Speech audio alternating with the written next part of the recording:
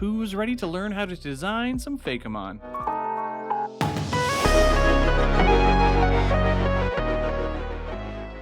Hey all you nerds, Gabe, aka Froopy Art here, and if you clicked on this video, you are ready to design some Fakemon of your very own. Now this is the second of a 3-part series, and if you haven't watched the episode on creating a strong concept, you need to go back and watch that. I know it's exciting to put pen to paper and start drawing, but you'll be more successful if you have a good conceptual base to work from. So go watch that if you haven't, link down below, and then come back here. Alright, we're ready? Okay, let's start this lesson. Communicating your concept.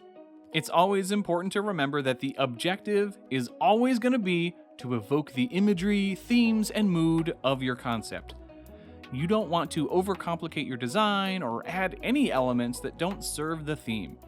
This is a great way to trim the fat as you go, so always keep your concept in play.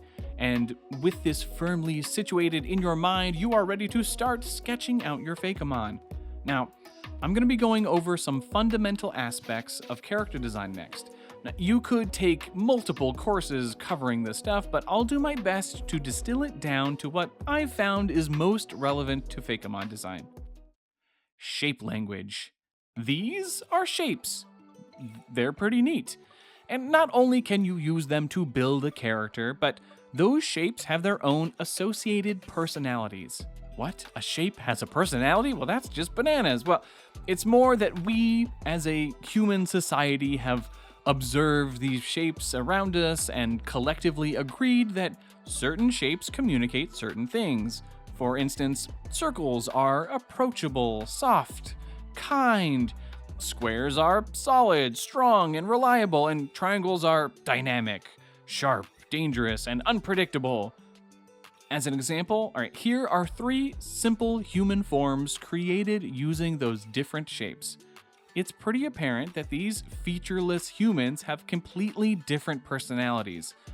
And shapes like these are used everywhere in Pokemon designs. Soft circles, sturdy squares, and pointy triangles are used to create some of the most iconic Pokemon. Shapes they have so much power, and especially for Pokemon, which should be relatively clean and simple. So you should be focusing on what shapes to use to convey your theme and personality before you ever get to any of the fiddly details. For example, let's take a look at what shapes I could use for the ancient platypus line that I created for the Palean region. I want the first stage to be pretty adorable, weird but approachable, so using primarily circles and soft curves feels appropriate. And since the second stage has some Frankenstein influences and Frankenstein's monster is a slow, lumbering brute, we'll bring in some sturdy squares. Though of course, since we want this design to still have a little sweetness to it, we won't be afraid to soften some of those corners. But yeah, these feel about right, and I hope you have some good shapes for your designs. Okay, what's next? Proportions and scale. It's always great to be able to look at a design all on its own and not only understand how big it is, but what its most important features are. I am really simplifying character design fundamentals here, but it's all about how the size of different parts of the design relate to one another. And the easiest way to show this is with scale. By simply increasing the relative size of the head and eyes in your design, you can shrink down its perceived size. A perfect example is from the most recent gen, Charcadet.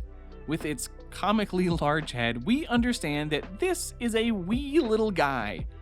And this is all the more apparent when we compare it to its evolutions. Smaller head, and we instinctively know this ain't no baby anymore.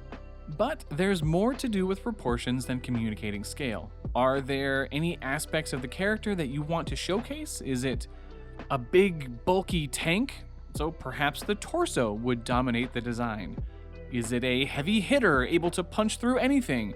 Well, then make the arms gigantic. Is it fast and agile, so it needs long legs?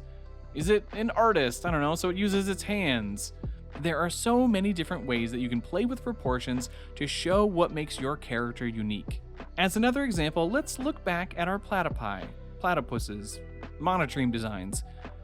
proportions of the first one are no problem, all right? We know that it's essentially going to be just a ball, and to communicate that it is small and adorable, most of that ball is going to be the head. The second stage needs to feel much larger, with an emphasis on a big Frankenstein-y forehead and powerful upper body. Okay, so we've got our shapes and our proportions roughly figured out. What do we do with those? Readability and silhouette. Now, it has been said that a great character design should be recognizable from just the silhouette. I mean, that's how you end up with Homer, Squidward, and this horrifying monstrosity. And Pokemon have this down to a science. I mean, just look at the anime for an example of how well they do it. So, what can you bring to your design that will give it a recognizable silhouette? Can you exaggerate any of the features or have something protrude, just a hair more? Perhaps your silhouette is actually too busy and you may need to simplify an area. Because not only do we want our character to be recognizable from the silhouette, but people should have a general idea about what the character is. This is where you need to strike a balance between details, right, that make it identifiable, and details that could clutter the design. In the end, this is Pokemon, so you're going to want to err on the simple side most of the time. Let's take a look at our designs and see how the silhouette is looking. It's not bad, but we could use a couple small details to break up the overall shape.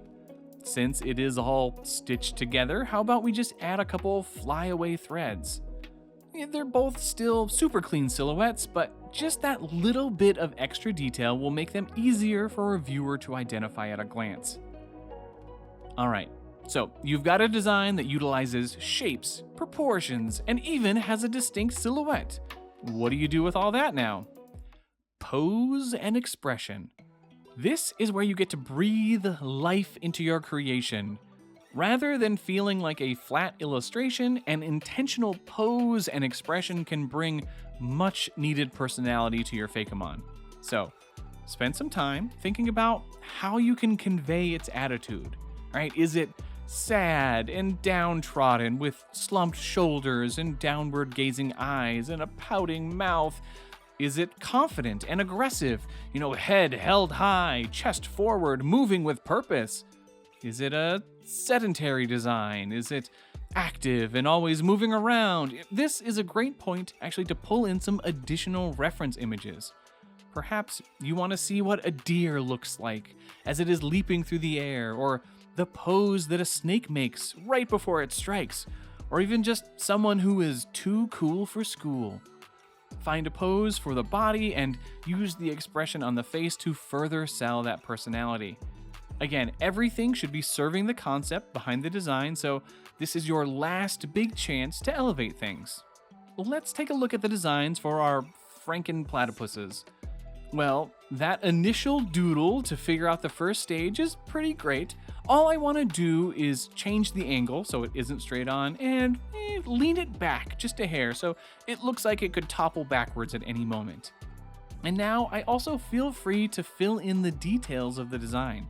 Things that have been rattling around in my head until now, as I was playing with the shape language and proportions, I was able to think of what else I was going to be adding. And in this case, I can show both the roly-poly body and the fact that it is stitched together from different parts at the same time by accentuating the folds as seams. Now, the second stage proves a little bit more difficult. The straight-on view I had for the proportions obviously would not work. We need something a little bit more dynamic that showcases the awkward, lumbering movements this Fakemon would have. Though it is a sturdy design, and usually that would mean keeping the feet planted firmly on the ground, we're going to communicate that awkwardness with an out-of-balance pose.